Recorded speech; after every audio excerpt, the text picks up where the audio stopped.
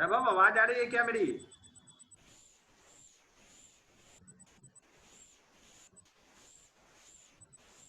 वैभव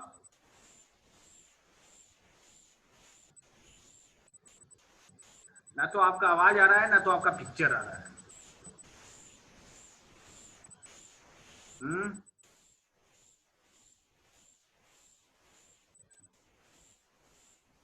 आ रही है क्या आवाज? अब दिख रहा है जरा, लाइट तो आ रही नहीं है कुछ। हाँ चलो कोई बात नहीं, अपन लोग थोड़ी बात कर लें।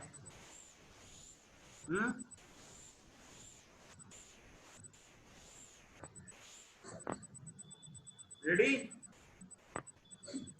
कुछ बोलता ही नहीं, साउंड ऑफ कर लिया।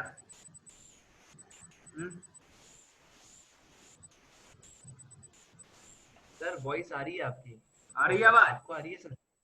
बिल्कुल सर। बहुत स्लो है आपका आवाज। चलो ठीक है, नो प्रॉब्लम। रेडी? या तो अभी तक हम लोगों ने बात किया था वेब माइनिंग, वेब माइनिंग के टाइप्स की। तो वेब माइनिंग के कॉन्टेक्स्ट में पहला जो टाइप था वो कंटेंट माइनिंग थी।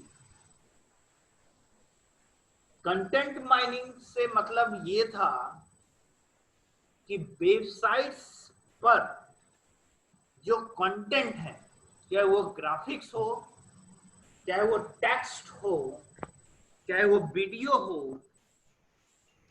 किसी भी तरह का कंटेंट, उस कंटेंट को हम किस तरह से जस्टिफाई करें और किस तरह से यूटिलाइज करें for the benefit of organisation और ऑर्गेनाइजेशन वैल्यूज। फिर अपन ने बात किया था स्ट्रक्चर माइनिंग। तो स्ट्रक्चर माइनिंग से रिलेटेड अगर अपन बात किए थे तो हमने कहा था कि जब हम वेबसाइट्स के मॉड्यूल्स और स्ट्रक्चर्स और उसके हाइपरलिंक को यूज कर लेते हैं तो हाइपरलिंक को कैसे चेक करें कि जो हाइपरलिंक है वो ऑथेंटिकेट है और रिलायबल्स हैं, और जो स्ट्रक्चर्स हैं उसके, वो स्ट्रक्चर उस ऑर्गेनाइजेशन के, जिस ऑर्गेनाइजेशन के लिए आप माइनिंग कर रहे हो उस ऑर्गेनाइजेशन के लिए कितना वैल्यूएबल है। And third type of data mining is usage mining. आप सभी लोगों ने एसएसएन सुबोध पीजी कॉलेज की वेबसाइट को देखे होंगे। जब आप एसएसएन सुबोध पीजी कॉलेज की वेबसाइट को आपने देखा तो आपने देखा होगा कि वेबसाइट पे जो कंटेंट होते हैं वो कंटेंट डिफरेंट डिफरेंट फॉर्म्स में हुए और वो कंटेंट एक दूसरे से लिंक है। लिंक है तो वो स्ट्रक्चर से, स्ट्रक्चर माइनिंग कहलाता है। जब उस कंटेंट से रिलेटेड इंफॉर्मेशन हम लोग कलेक्ट करते हैं तो नेक्स्ट फेज जो डेटा माइनिंग के केसेस में वेब माइनिंग का कंसेप्ट जो आता है, नेक्स्ट फेज यूजेज माइनिंग होता है कि वेबसाइट्स पे जो कंटेंट हैं, जो स्ट्रक्चर्स हैं, जो लिंक हैं, उसका क्या यूजेज है और वो किस हद तक वेबसाइट्स के रिक्वायरमेंट को फुलफिल करता है।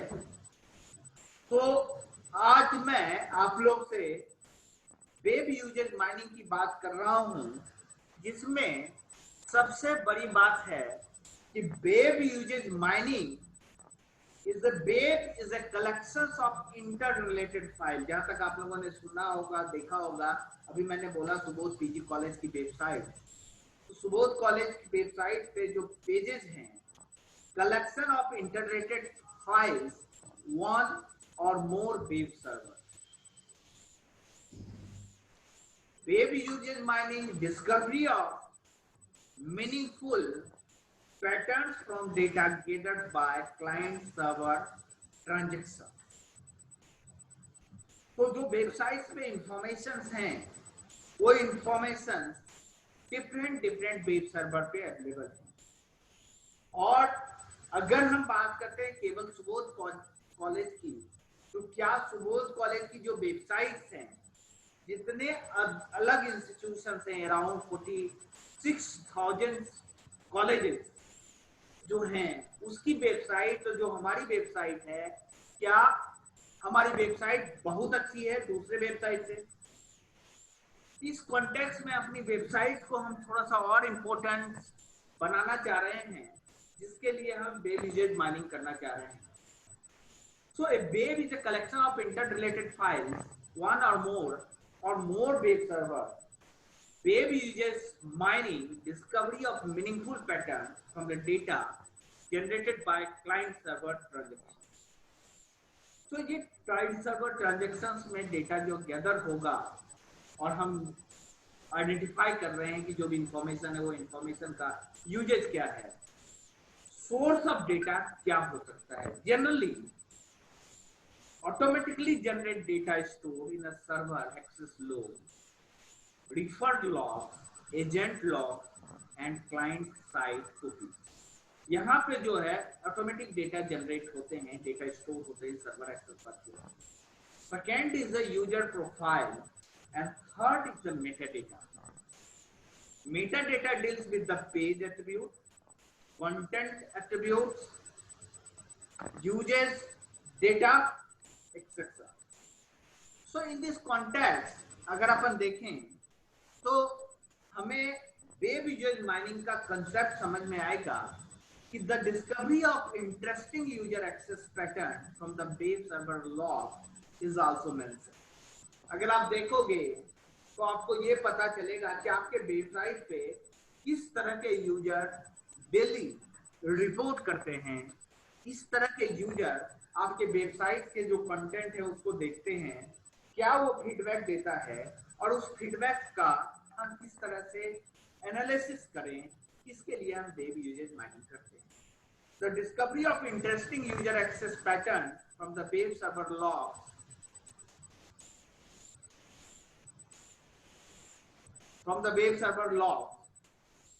generate simple statistical reports। अभी आप लोगों ने देखा graphic summary report of hit and byte transfer. ये एक रिपोर्ट आता है कितना वेबसाइट पे हिट हुआ, कहां से हिट हुआ, कौन किस आईपी एड्रेस से हिट हुआ और उसके वाइट कितने ट्रांसफर हुए, इसका एक report. A list of top requested URLs, a list of top referrals, a list of most common browser used, जिस ब्राउजर से आपकी वेबसाइट पे एक्सेस हो रही है, hits per hour, per day, per week, per month report and hits per domain report। So through this report we are able to learn, हम लोग सीखने के लिए तैयार हैं, हम लोग जानने के लिए तैयार हैं कि हमारी वेबसाइट को कौन विजिट कर रहा है, पाथ किस बात से हमारे पास वेबसाइट पे जनरली यूजर आ रहे हैं, ट्रांजैक्शंस हो रहे हैं, हाउ मच टाइम विजिटर हमारे वेबसाइट के प्रत्येक पेज पे, जिस पेज पे ज्यादा यूज हो रहा है उसको एक्सेस कर रहा है, मोस्ट कॉमन स्टार्टिंग पेज कौन सा है और कहाँ विजिटर जाके हमारी वेबसाइट को छोड़ देता है। ठीक है, मीन्स हम वेब यूजेज माइनिंग करने का मेरा मतलब सिर्फ इतना ही है, आप लोग का भी मतलब सिर्फ इतना ही है कि हम जान सकें कि वेबसाइट पे जो पेजेस हैं वो पेजेस का क्या यूजेज है, वेबसाइट के जो पेजेस हैं उसका क्या यूजेज है। तो वेबसाइट के पेजेस को यूज करने के लिए, उसके यूजेज को समझने के लिए, कौन उसके वेबसाइट के पेज को यूज कर रहा है, किस लेवल पे यूज कर रहा है, कहां से यूज कर रहा है, कितने देर तक यूज कर रहा है, इसके लिए हमें यूजेज माइनिंग करने पड़ते हैं। ओके, तो इन दिस केसेस अगर अब हम देखें तो 3 phases of web usage mining आते हैं। पहला फेज है preprocessing. Okay, preprocessing means server log. उसके बाद जो है पैटर्न डिस्कवरी। प्री प्रोसेसिंग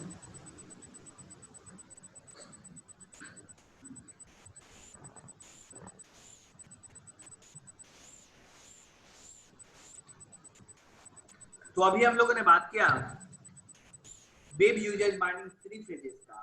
तो पहला phase pre processing means websites के एनालिसिस से, उसके लॉग से पहले का जो प्रोसेस है।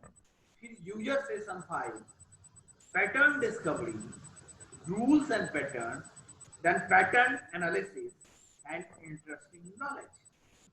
कहने का मतलब ये है कि जब हम वेबसाइट के वेब पेजेस के यूजेस को चेक करते हैं तो 3 फेज में हम वेब यूजेस को माइनिंग कर सकते हैं। पहला फेज है प्री प्रोसेसिंग, दूसरा पैटर्न डिस्कवरी और तीसरा पैटर्न एनालिसिस। प्री प्रोसेसिंग का मतलब ये है कि वेबसाइट्स के जो वेब पेजेस हैं उसको हम क्या लॉग के अनुसार चेक करें। जब हमने देखा कि वेबसाइट पे कौन सा डेटा आया, कहां से आया, किस तरह से आया, तब हम नेक्स्ट पेज आते हैं, ये पता करते हैं तो उस वेबसाइट के जो पेजेस हैं वो किस पैटर्न से हमारी वेबसाइट और वेब पेजेस को एक्सेस कर रहा है। उसके अकॉर्डिंगली पैटर्न एनालिसिस करते हैं। देन हम डिसाइड करते हैं कि जो हमारा वेबसाइट्स है वो वेबसाइट्स में लगभग 20% पेजेस एक्सेसिबल है, रिमेनिंग 80% पेजेस का यूजेज नहीं है। जब 80% पेजेस का यूजेज नहीं है वो वेबसाइट पे क्या कर रहा है, क्या वो जरूरी है। अगर जरूरी है तो वो कंटेंट माइनिंग में चेक करेंगे। क्या वो लिंक है, वो लिंक है तो लिंक का कंसेप्ट जो है हम लोग स्ट्रक्चर माइनिंग में देखेंगे। क्या वो जो पेजेस है 20% पेजेस वही यूज हो रहा है, तो इसका मतलब ये है कि आपकी वेबसाइट का मात्र 20% पार्ट ही एक्सेसिबल है, जो ज्यादा से ज्यादा यूज होता है। और वही इंफॉर्मेशन हमारे यूजर, जो हमारे वेब यूजर हैं, उसको जरूरी है, जो आपका की इंपॉर्टेंट एरिया वेबसाइट का है।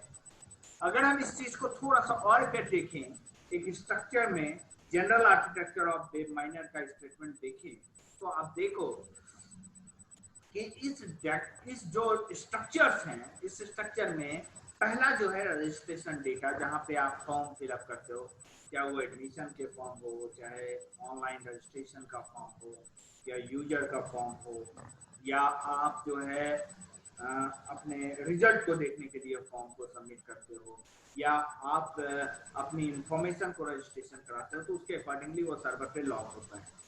जब सर्वर पे लॉग होता है तो लॉग के क्रम जब सबमिट करते हैं उससे पहले ही हमने बहुत सारे कैप्चा और बहुत सारे सिक्योरिटी मैकेनिज्म लगाते हैं, जिसके आधार पर कि हम चेक कर सकें कि जो हमारा ईमेल है वो ईमेल सही है क्या, जो हमारा फोन नंबर है वो सही है क्या, जो हमारा लिंकेज है वो सही है क्या, जो हमारा कंसेप्ट जो सेपर किए हैं जो डेटा है वो सही क्या, जो बंदा इंफॉर्मेशन दे रहा है ऐसा तो नहीं है कि कोई बाहर वाले ऑटोमेटिकली सिस्टम को यूज कर रहा है और वो डाटाबेस में आपके डेटा को फीड कर रहा है। ये सबको डेटा क्लीनिंग लॉग्स में स्टोर होता है, जो ट्रांजैक्शन आइडेंटिफिकेशन के लिए काम आता है। Next phase is transaction data.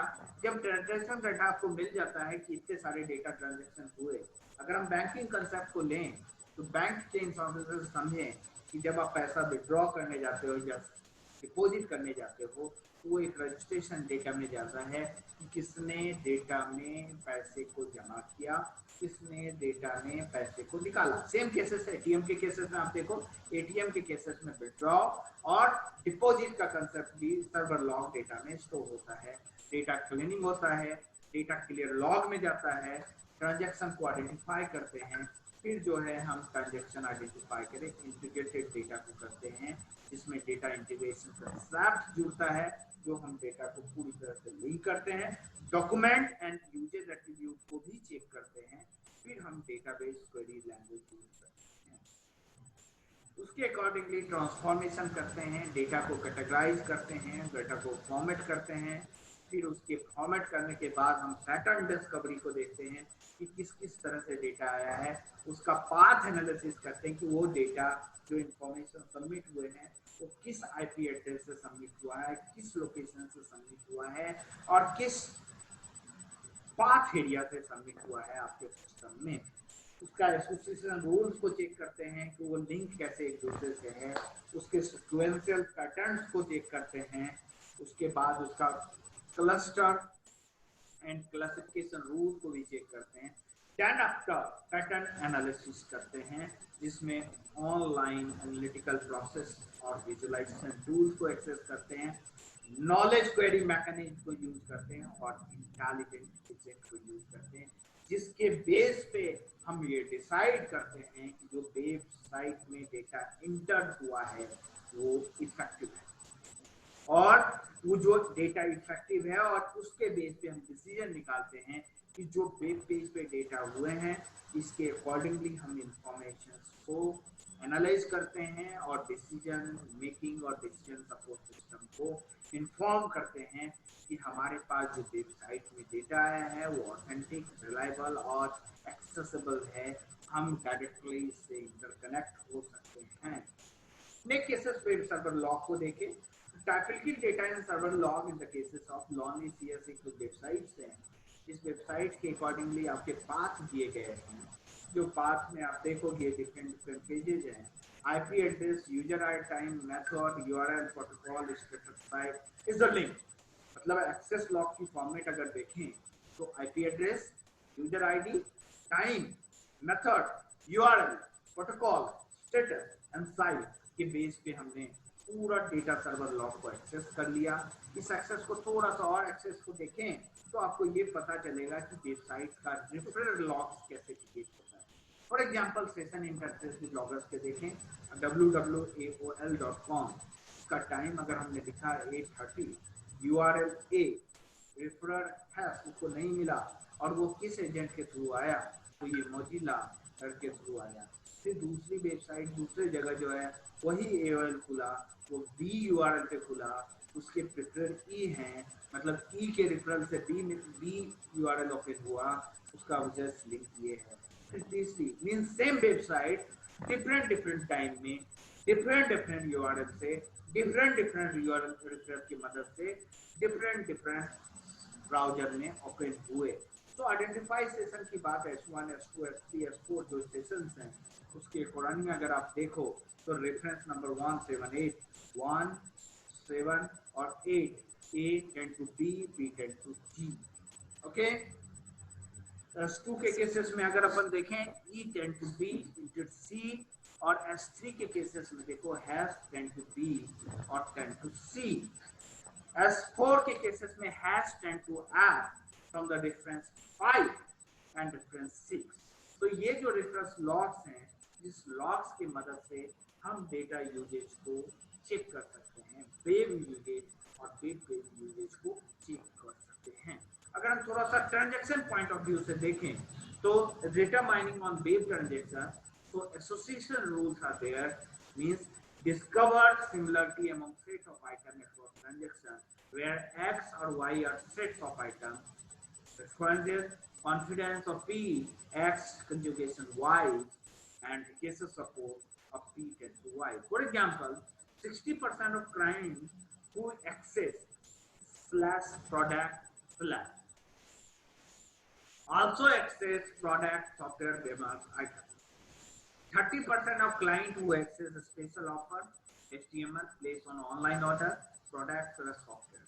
Actual example IBM office और ओलंपिक साइट की अगर हम देखें तो बैडमिंटन और driving, table tennis 10 to S and physics 10 to sigma 0.25।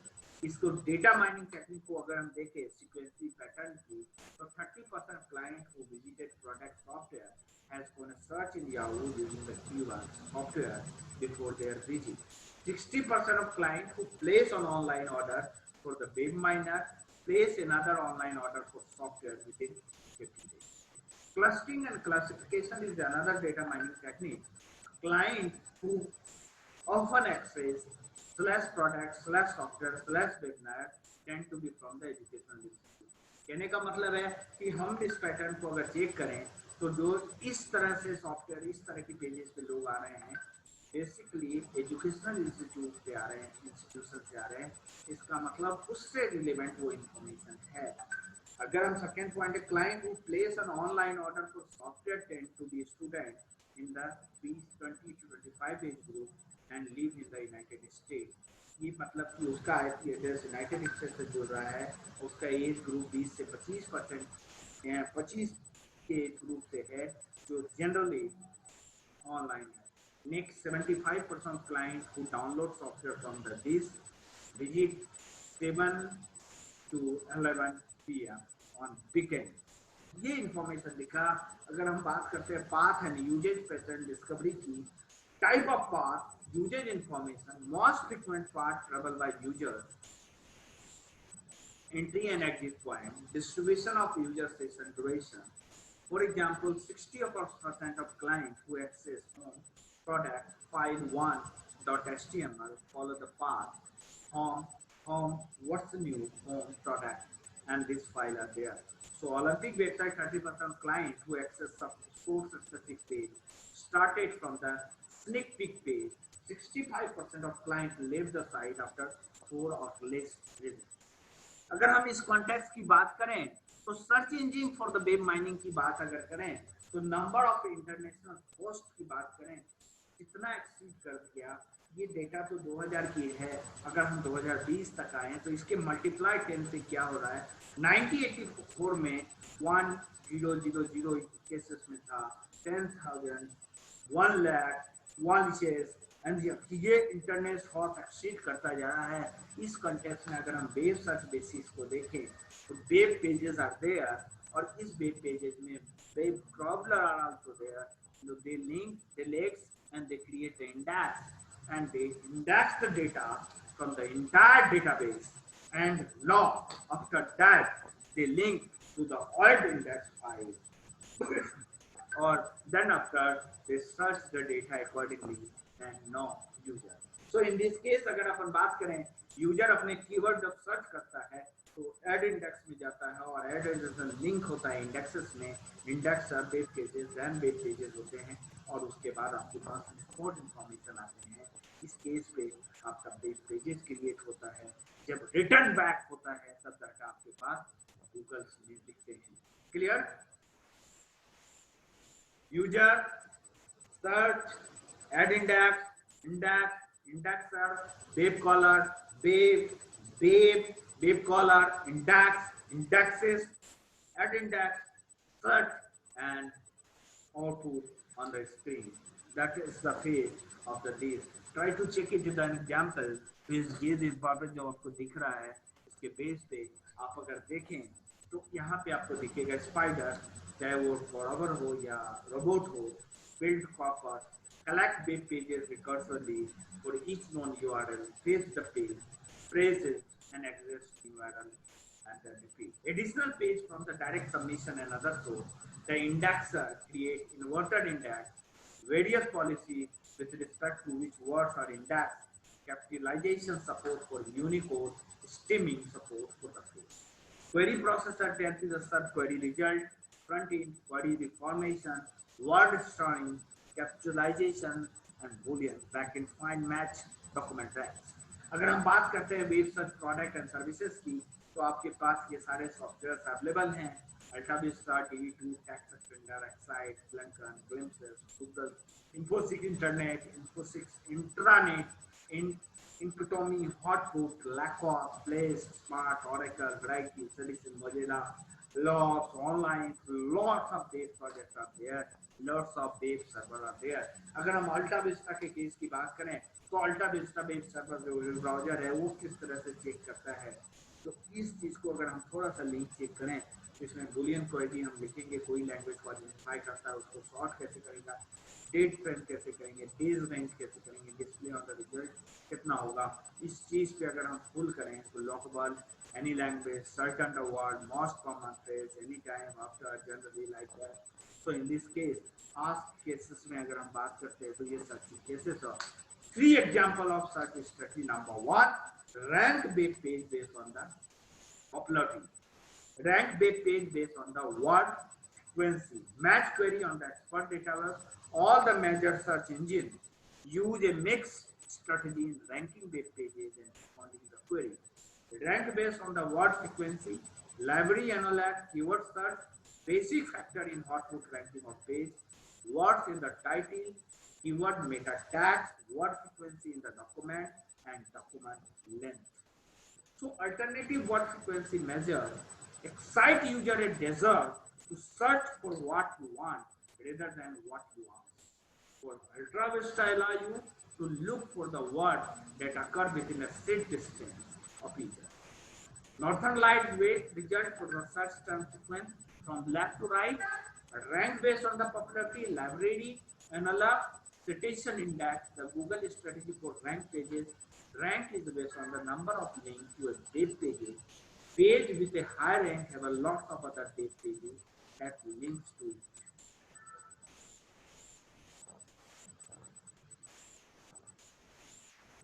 The formula is on Google help page. More on the popularity ranking, Google philosophy is also applied by the others such as Northern Light. Output measure the popularity of pages and how frequency users have to click on it. Fast search engine, expert database like the Yahoo, an expert database contains predefined response and expert data also are there.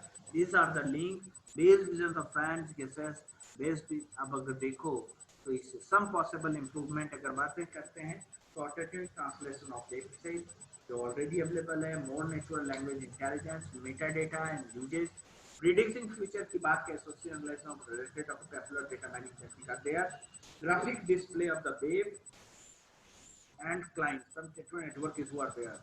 So next class we will discuss about the multi-layer metadata web. Before that मैं आप लोग से एक ही बात कर रहा हूँ कि वेब यूजर माइनिंग जो हमारा सुबोध पीजी कॉलेज की वेबसाइट है उसको चेक कीजिए, उसका रिपोर्ट बनाइए और रिपोर्ट हमें दीजिए.